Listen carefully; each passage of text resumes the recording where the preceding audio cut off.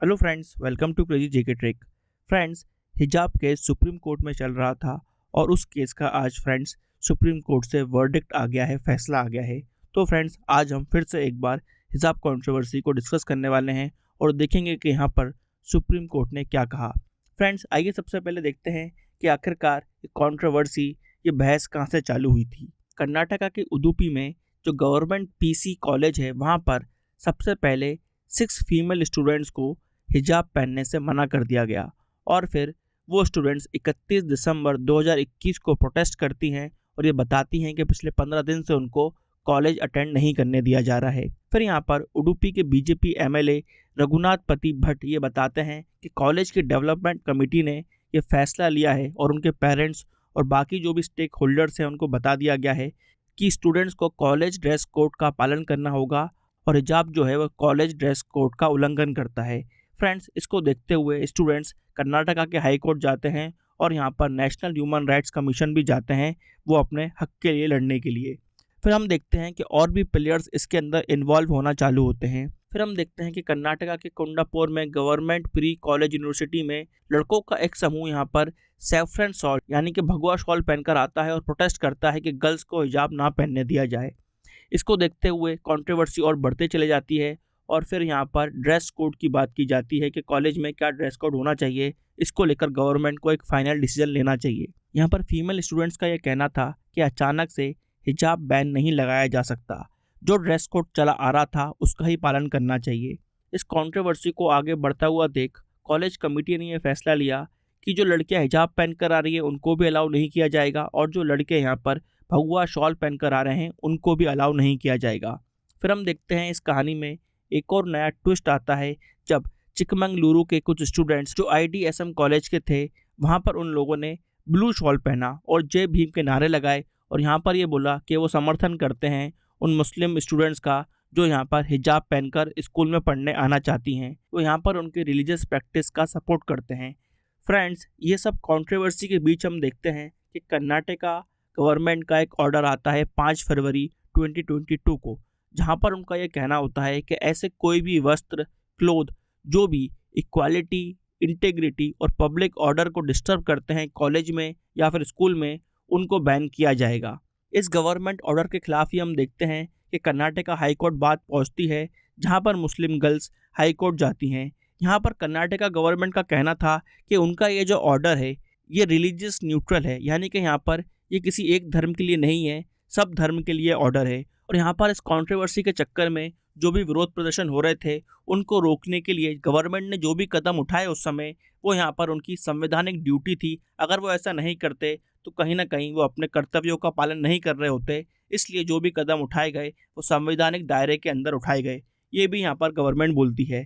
Friends, यहाँ पर Karnataka high court 15 मार्च को ये बोलता है कि हिजाब एसेंशियल रिलीजियस प्रैक्टिस का पार्ट नहीं है इस्लाम के अंदर, इसलिए हिजाब को पहनना कंपलसरी नहीं है उनके हिसाब से और यहाँ पर हिजाब पर बैन लगा रहता है। इसके बाद फ्रेंड्स, ये केस सुप्रीम कोर्ट जाता है, जहाँ पर 2 जजों की बेंच इस केस को सुनती है। यहाँ पर 2 जज होते हैं, जस्टिस हेमंत गुप्ता और जस्टिस शुभांशु धूलिया। फ्रेंड्स, यहाँ पर हम सुप्रीम कोर्ट में देखेंगे कि ये इशू सिर्फ एसेंशियल रिलीजियस प्रैक्टिस का नहीं रहता है और भी इसमें मुद्दे जुड़ते चले जाते हैं और बहुत सारे आर्गूमेंट्स यहाँ पर ऐड होते हैं। तो आइए सबसे पहले हम देखते हैं कि क्या क्या आर्गूमेंट्स थे, उसके बाद हम फ्रेंड्स देखेंगे कि क्या जजमेंट आया है इस इशू पर। यहाँ पर सबसे पहले हम देखते हैं कि दुष्यंत दवे जी यहाँ पर जो सीनियर एडवोकेट हैं, वो यहाँ पर स्टूडेंट्स को रिप्रेजेंट कर रहे थे। यहाँ पर उनका कहना होता है कि कोई भी कपड़ा पहनना, ड्रेस पहनना एक सेल्फ एक्सप्रेशन का काम है। यहाँ पर आदमी अपने आप को एक्सप्रेस करने के लिए, अपने आप को अभिव्यक्त करने के लिए कोई भी कपड़े पहनता है और ये जो बात है ये कहीं ना कहीं हमारे जो मौलिक अधिकार हैं जो हमको दिए गए हैं आर्टिकल 19 और 21 उसके अंदर आते हैं। यहाँ पर प्राइवेसी का मुद्दा भी है और यहाँ पर फ्रीडम ऑफ एक्सप्रेशन का मुद्दा भी है। ये कहना था दुष्यंत दवे जी का। यहाँ पर उन्होंने हिजाब को ये बोला कि जिस तरह से सिख कम्युनिटी के टर्बन को और किरपान को प्रोटेक्शन दिया गया है, इसी तरह से हिजाब को भी प्रोटेक्शन देना चाहिए और ये इशू यहाँ पर नहीं बल्कि संवैधानिक बेंच को डिसाइड करना चाहिए, ये भी उनने कहा था।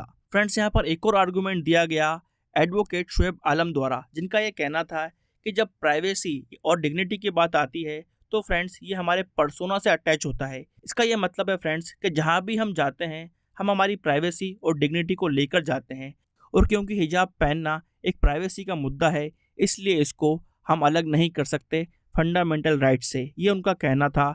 यहाँ पर उनका ये भी कहना था कि एक हक के बदले दूसरा हक नहीं ले सकती है स्टेट। बेसिकली वो यहाँ पर कहना चाहते थे कि अगर स्टेट हमको एजुकेशन प्रोवाइड करता है तो इसका ये मतलब नहीं है कि हम स्टेट के सामने अपनी प्राइवेसी को, निजता को समर्पित कर देंगे। जब भी स्टूडेंट्स स्कूल पढ़ने जाएंगे तो वो फ्रेंड्स अपनी डिग्निटी और प्राइवेसी को साथ लेकर ही आएंगे। फिर हम देखते हैं एडवोकेट प्रशांत भूषण जी का कहना था कि बरसों से हम देख रहे हैं हिजाब एक तरह से रिलीजियस आइडेंटिटी है इस्लाम के अंदर, खासकर मुस्लिम महिलाओं की, और फ्रेंड्स इसको प्रोटेक्ट करना चाहिए आर्टिकल 25 के अंदर जो हमारे मौलिक अधिकार हैं उनके अंतर्गत। फिर हम देखते हैं एडवोकेट तुलसी के राज जी का कहना था कि यहाँ पर जो स्टेट ने एक्शंस लिए हैं उसके अंदर कहीं ना कहीं हमको पूर्व धारणा दिखती है और प्रत्यसत्तात्मक नोशन के तहत ये लिया गया है। यहाँ पर साफ साफ दिखता है कि कहीं ना कहीं यहाँ पर जेंडर के आधार पर लोगों को डिस्क्रिमिनेट किया जा रहा है और लोगों के अंदर जो पूर्व धारणा रहती है महिलाओं को लेकर उसको यहाँ पर गवर्नमेंट ने उजागर किया है, जिसकी वजह से ही ये पूरा इशू खड़ा हुआ है। उनका यहाँ पर ये कहना था।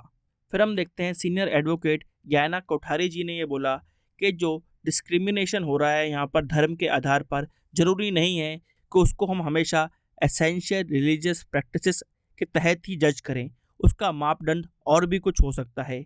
उनका यह कहना था कि जिस तरह से फीमेल स्टूडेंट्स को स्कूल में हिजाब नहीं पहनने दिया जा रहा, ये कहीं ना कहीं धर्म के आधार पर भेदभाव तो है ही है, यहाँ पर जेंडर के आधार पर भी ये एक भेदभाव है। फिर हम देखते हैं कि सीनियर एडवोकेट मीनाक्षी अरोड़ा जी का ये कहना था कि ये इशू दिखाता है कि किस तरह से समाज में धार्मिक असहिष्णुता बढ़ रही है। उसके बाद हम देखते हैं सीनियर एडवोकेट कॉलिन गोंजाल्वेस ये कहते हैं कि कर्नाटका हाई कोर्ट का जो ऑर्डर है वो कहीं ना कहीं दुख पहुंचाता है, क्योंकि यहाँ पर हाई कोर्ट ने कहा कि जो उस बच्चे स्कूल जाते हैं उनके पास कोई इंडिविजुअल राइट नहीं होते हैं। यहाँ पर कुछ जगह ऐसी होती हैं जिनको उन्होंने क्वालिफाइड स्पेसेस कहा, जहाँ पर इंडिविजुअल राइट्स नहीं लगाए जा सकते, वहाँ पर जनरल रूल्स लगाए जाएंगे और जनरल राइट्स के तहत काम किया जाएगा। इस पॉइंट को उठाते हुए सीनियर एडवोकेट कॉलिन गोंजाल्वेस ने बोला कि अगर हम इस चीज़ को मानने लगें तो क्वालिफाइड स्पेसेस पर देखा जाए तो संवैधानिक अधिकार और जो हमारे मौलिक अधिकार हैं वो क्या एब्सेंट हो जाएंगे, क्या वो वहाँ पर लागू नहीं होंगे। उनका यहाँ पर यह भी कहना था कि हाई कोर्ट के ऑर्डर से ऐसा लगता है कि अगर गर्ल्स हिजाब पहनकर आएंगी तो उससे लॉ एंड ऑर्डर की दिक्कत आ सकती है स्कूल में। यहाँ पर फिर हम देखते हैं सीनियर एडवोकेट कपिल सिब्बल जी का यह कहना था कि स्टूडेंट्स स्कूल यूनिफॉर्म हो या फिर कॉलेज यूनिफॉर्म हो उसका आदर करते हैं और उसको पहनने से मना नहीं कर रहे हैं। यहाँ पर हिजाब कहीं ना कहीं उनकी स्वतंत्रता को दिखाता है और कुछ लोगों के लिए हिजाब उनकी बॉडी का एक पार्ट है, उनके कल्चर का एक पार्ट है, उनके पर्सोना का एक पार्ट है, जिसको कॉलेज के गेट पर नहीं रोका जा सकता। तो फ्रेंड्स यहाँ पर हमने देखा कि किस तरह से सीनियर एडवोकेट्स ने इस इशू को कवर किया है और सुप्रीम कोर्ट में आर्गूमेंट्स दिए हैं। फ्रेंड्स ये सब आर्गूमेंट्स थे जो यहाँ पर स्टूडेंट्स के सपोर्ट में थे और हिजाब बैन को हटाना चाहते हैं। दूसरी तरफ हम देखते हैं कि गवर्नमेंट की तरफ से कर्नाटका गवर्नमेंट को रिप्रेजेंट कर रहे हैं एडवोकेट जनरल प्रभुलिंग नवाडगी, और यहाँ पर सेंट्रल गवर्नमेंट को रिप्रेजेंट कर रहे हैं solicitor general Tushar Mehta. Friends यहाँ पर उनके ये आर्गूमेंट्स रहते हैं कि सबसे पहले यहाँ पर आपको ये इस्टेब्लिश करना पड़ेगा कि हिजाब एसेंशियल रिलीजियस प्रैक्टिसेस का पार्ट है, क्योंकि फ्रेंड्स जो चीज़ें एसेंशियल रिलीजियस प्रैक्टिसेस के अंदर आती हैं उसको ही यहाँ पर प्रोटेक्शन प्राप्त होता है आर्टिकल 25 के अंतर्गत। ये पूरा केस उन्होंने फ्रेंड्स इसी के आधार पर लड़ा है। इससे पहले कि हम जजमेंट देखें, आइए थोड़ा एसेंशियल रिलीजियस प्रैक्टिसेस की जो डॉक्ट्रिन है, जो कॉन्सेप्ट है, उसको हम समझ लेते हैं। फ्रेंड्स ये जो कॉन्सेप्ट है एसेंशियल रिलीजियस प्रैक्टिसेस का, ये हमको देखने को मिलता है सबसे पहले सुप्रीम कोर्ट के जजमेंट में, जो सुप्रीम कोर्ट ने दिया था बिजॉय एमेनुअल केस 1986 में। यहाँ पर सुप्रीम कोर्ट ने जजमेंट में ये बोला था कि कोई भी धर्म की अगर कोई प्रैक्टिस है, बिलीफ है या कोई भी प्रथा है, उसको हम तर्क के आधार पर या फिर इमोशन के आधार पर जज नहीं कर सकते। हमको बस ये देखना होता है क्या वो बिलीफ और प्रैक्टिस उनके धर्म के अंदर जेन्युइनली और कॉन्शियसली आती है कि नहीं। यहाँ पर जो पर्सनल व्यूज़ होते हैं और जो पर्सनल रिएक्शन लोग देते हैं वो बिल्कुल महत्व नहीं रखते हैं। इसी के आधार पर आर्टिकल जो 25 है, जहाँ पर प्रोटेक्शन दिया गया है धर्म के आधार पर, उसको हम अप्लाई कर सकते हैं जब भी हमारे पास कोई क्वेश्चन आए किसी भी धार्मिक प्रथा को लेकर, बिलीफ को लेकर। फ्रेंड्स, यही पूरा कॉन्सेप्ट है एसेंशियल रिलीजियस प्रैक्टिस का। इसको नोट करिएगा, इसको लेकर ही जजमेंट आगे बढ़ता है। फ्रेंड्स, इस केस को लेकर स्प्लिट वर्डिक्ट आया है, यानी कि एक जज ने यहाँ पर स्टूडेंट्स के फेवर में बात की है और एक जज ने यहाँ पर जो गवर्नमेंट है उसके फेवर में बात। जस्टिस हेमंत गुप्ता जी ने ये कहा है कि वो यहाँ पर जो क्लासरूम में हिजाब पर प्रोहिबिशन लगा है, बैन लगा है, वो कहीं भी स्टूडेंट्स के फ्रीडम ऑफ एक्सप्रेशन को और चॉइस को वायलेट नहीं करता है, इसलिए यहाँ पर उस बैन को नहीं हटाया जाएगा, ये कहा गया जस्टिस हेमंत गुप्ता जी द्वारा। फिर हम देखते हैं जस्टिस शुभांशु धूलिया जी ने ये कहा है कि जो एजुकेशन है वो एक बहुत ही इम्पॉर्टेंट इशू है गर्ल्स के लिए, और यहाँ पर हमारा ये एम होना चाहिए कि गर्ल्स की एजुकेशन में कोई भी बाधा ना आए, क्योंकि वैसे ही हमने देखा है समाज ने बहुत ज़्यादा रिस्ट्रिक्शंस लगा के रखे हैं गर्ल्स की एजुकेशन को लेकर। इसके आगे बढ़ते हुए उन्होंने कहा कि जो सुप्रीम कोर्ट का जजमेंट है बिजॉय एमेनुअल केस में, जहाँ पर सुप्रीम कोर्ट ने एसेंशियल रिलीजियस प्रैक्टिस की बात की है, उसके तहत भी अगर देखा जाए तो हिजाब, जो वहाँ पर 3 क्राइटेरिया दिए गए थे जिसके तहत इसको जज करना चाहिए, जिसमें से पहला था कि ये देखा जाए क्या वो प्रथा प्रीवेलेंट है, यानी कि क्या अधिकतर लोग उस प्रथा को पालन करते हैं, क्या वो प्रथा एस्टैब्लिश्ड है, मानी जाती है, तो ये भी हमको देखने को मिलता है। और आखिरी, क्या वो प्रथा बोनाफाइड है, क्या वो उसी धर्म के अंदर हमको देखने को मिलती है। इन तीनों क्राइटेरिया के हिसाब से भी जस्टिस धूलिया जी ने बोला कि हिजाब एक एसेंशियल प्रैक्टिस है इस्लाम के अंदर, तो यहाँ पर हमको इस बैन को हटा देना चाहिए। और आखिरी में उन्होंने कहा हमको ये पूछना चाहिए क्या हम लोगों की लाइफ को बेटर कर रहे हैं हमारे लॉज से, हमारे जजमेंट से। तो फ्रेंड्स, देखा जाए तो यहाँ पर एक स्प्लिट वर्डिक्ट आया है इस केस को लेकर। तो फ्रेंड्स, आगे अभी ये होगा, या तो ये केस 3 जज की बेंच के पास जाएगा या फिर संवैधानिक बेंच के पास जाएगा जहाँ पर 5 जज होते हैं, और ये बात chief justice of India decide करेंगे।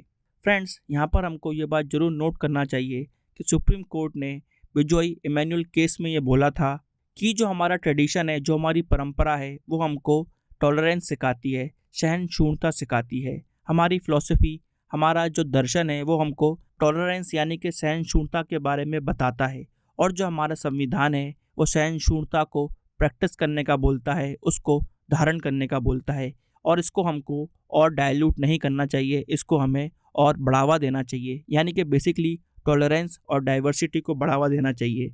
ये इशू ज़रूर हिजाब के बैन से शुरू हुआ था, मगर अब ये इशू सिर्फ हिजाब का नहीं है, यहाँ पर और भी सारे इशूज़ जुड़ गए हैं।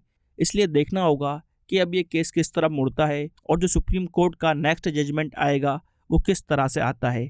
तो फ्रेंड्स, यहाँ पर हमने बात करी हिजाब इशू के बारे में, जहाँ पर सुप्रीम कोर्ट का जो वर्डिक्ट आया है वो स्प्लिट वर्डिक्ट है, यानी कि यहाँ पर हमको अभी भी क्लैरिटी नहीं मिली है कि इस इशू को किस तरह से रिजॉल्व किया जाएगा। फ्रेंड्स, आई होप आपको ये वीडियो इन्फॉर्मेटिव लगा होगा। ऐसे ही वीडियो देखने के लिए इस वीडियो को लाइक करें, शेयर करें और हमारे चैनल को सब्सक्राइब करें। Till then friends, bye bye and take care.